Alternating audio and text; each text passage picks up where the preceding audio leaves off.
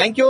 ನಾನು ಮಂಜುನಾಥ್ ದಿನ್ನೂರು, ದೇವನಹಳ್ಳಿ ವರದಿಗಾರ. ಇವತ್ತಿನ ಸುದ್ದಿಯನ್ನ ಏನು ಬೆಂಗಳೂರು ಹೊರವಲಯದಲ್ಲಿ ಮಹಾವಂಚನೆಗೆ ಒಳಗಾದಂತಹ ಮಹಿಳೆಯರು ಇವತ್ತು ಪೊಲೀಸ್ ಸ್ಟೇಷನ್ ಮೆಟ್ಟಿಲು ಏರಿರುವಂತದ್ದು. ಏನು 1 ಲಕ್ಷವನ್ನ ಹಣವನ್ನ ಕಟ್ಟಿದ್ರೆ ಮನೆಗೆ ಕಚ್ಚಾ ವಸ್ತುಗಳನ್ನ ತೆಗೆದುಕೊಂಡು ಹೋಗಿ ಅದರಿಂದ ಆ ಒಂದು ತಯಾರಿ ಮಾಡಿಕೊಟ್ಟಂತ ಸಂದರ್ಭದಲ್ಲಿ ಪ್ರತಿ ತಿಂಗಳು ಕೂಡ ಹಣ ಸಿಗುತ್ತೆ ಅಂತಕ್ಕಂತ ಆಸೆ ಬಿದ್ದಂತಹ ಸಾಕಷ್ಟು ಜನ ಮಹಿಳೆಯರು ಲಕ್ಷಾಂತರ ಹೂಡಿಕೆಯನ್ನ ಮಾಡಿ ಈಗ ಮೋಸ ಹೋಗಿರುವಂತದ್ದು. ಹೀಗಾಗಿ ಇವತ್ತು ಪೊಲೀಸ್ ಠಾಣೆಗೆ ಈಗಾಗಲೇ ಎಲ್ಲರೂ ಕೂಡ ಮಹಿಳೆಯರು ಬಂದು ಇವತ್ತು ಇಲ್ಲಿ ಯಾರು ಮೋಸ ಮಾಡಿದ್ದಾರೆ ಅಂತವರ ಮೇಲೆ ಈಗ ದೂರು ದಾಖಲು ಮಾಡೋದಕ್ಕೆ ನೂರಾರು ಸಂಖ್ಯೆಯಲ್ಲಿ ಬಂದಿದ್ದಾರೆ.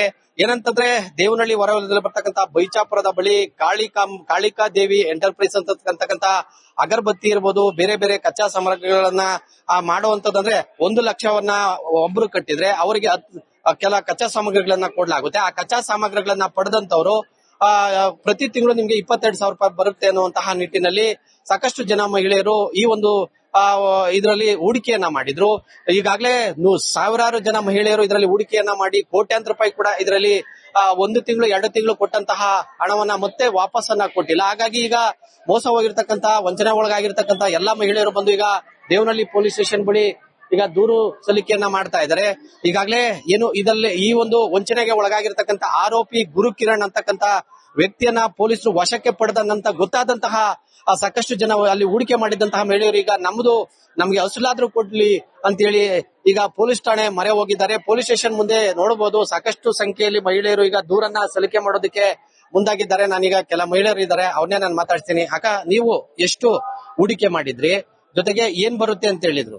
ನಾವು ಸಂಘದಿಂದ ಸಾಲ ಮಾಡಿ ಬಂಡವಾಳ ಹಾಕಿದ್ವ, ಏನೋ ಬದುಕ್ಬೇಕು ಅಂತ ನಾವ್ ಮಾಡಿದ್ವ. ಇವ್ರು ಈ ತರ ತುಂಬಾ ಮೋಸ ಮಾಡ್ಬಿಟ್ರು ಕಾಳಿಕಾದೇವಿ ಅವರು. ಈಗ ನಾನು 4,58,000 ಒಂದ್ ಬ್ಯಾಚ್ ಹಾಕಿದೀನಿ. ನನ್ ಮಗಳು ಬಂದು 2 ಲಕ್ಷ ಹಾಕಿದ್ದಾಳೆ ನನ್ ಮಗಳು. ಇವತ್ತು ನನಗೆ 3 ತಿಂಗಳಿಂದ ಪೇಮೆಂಟ್ ಆಗಿಲ್ಲ. ಅಮೌಂಟ್ ಕಟ್ಟಿದೀನಿ, ಪೇಮೆಂಟ್ ಆಗಿಲ್ಲ. ನೀವು 5ನೇ ತಾರೀಕು ಕೊಡ್ತೀವಿ ಅಂದ್ರು. 5ನೇ ತಾರೀಕುವರೆಗೂ ಕಾದ, 5ನೇ ತಾರೀಕು ಬಂದಿಲ್ಲ. ಅರೆಸ್ಟ್ ಆಗಿದಾರಂತೆ, ಈಗ ನೀವು ದೂರು ಕೊಡ್ತಾ ಇದೀರಾ? ಅರೆಸ್ಟ್ ಆಗಿದ್ದಾರೆ ಅಂತಾರೆ. ಅವ್ರನ್ನ ಕರೆಸ್ರಿ ಅಂದ್ರೆ ಇವರು ಕರೆಸ್ತಾ ಇಲ್ಲ, ಪೊಲೀಸ್ ಠಾಣೆಯವರು ಕರೆಸ್ತಾ ಇಲ್ಲ. ಅವ್ರ ಅಂಜಲಿ ವಿನೂತ್ ಅವ್ರನ್ನ ಕರೆಸ್ರಿ ಅಂದ್ರೆ ಅವ್ರನ್ನ ಕರೆಸ್ತಾ ಇಲ್ಲ. ನಾವು ಇದೆಲ್ಲ ನೋಡಿ ದಾಖಲಾತಿಗಳೆಲ್ಲ ನೋಡಿ ಅವ್ರನ್ನ ಕರೆಸ್ತೀವಿ ಅಂತ ಹೇಳ್ತಾ ಇದ್ದಾರೆ. ಆ ಕಿರಣ್ ಕುಮಾರ್ 5ನೇ ತಾರೀಕು ನಿಮ್ಗೆ ಪೇಮೆಂಟ್ ಹಾಕ್ತಿವಿ ಅಂತ ಅನ್ಬಿಟ್ಟು ಪೇಮೆಂಟೇ ಹಾಕಿಲ್ಲ ಅವರು. ನಮ್ಮ ಹತ್ರನು ವಿಡಿಯೋಗಳೆಲ್ಲ ಇಟ್ಕೊಂಡಿದೀವಿ. ಅವರು ಈ ತರ ಜನಗಳಿಗೆ ಮೋಸ ಏನು ಅಸಲು ಬಂದ್ರೆ ಸಾಕು ಅನ್ನೋದು ನಮ್ಗೆ ಅಸಲು ಬಂದ್ರೆ ಸಾಕು. ಅಯ್ಯಪ್ಪ ಬಡ್ಡಿ ಕೊಡೋದು ಬೇಡ, ನಮ್ನ ಉದ್ಧಾರ ಮಾಡೋದು ಬೇಡ. ನಮ್ಮ ಉಸಿರು ಅವ್ರಿಗೆ ತಟ್ಟಲ್ವಾ? ನಾವು ಸಂಘದಿಂದ ಸಾಲ ಮಾಡಿ 4 ಜನಕ್ಕಿಂತ ನಾವು ಮೇಲ್ ಬರ್ಬೇಕು ಅಂತ ನಾವ್ ಮಾಡ್ತಾ ಇದೀವಿ. ಈ ತರ ಮೋಸ ಮಾಡಿದ್ರೆ ಅವರು ಹೆಂಗೆ?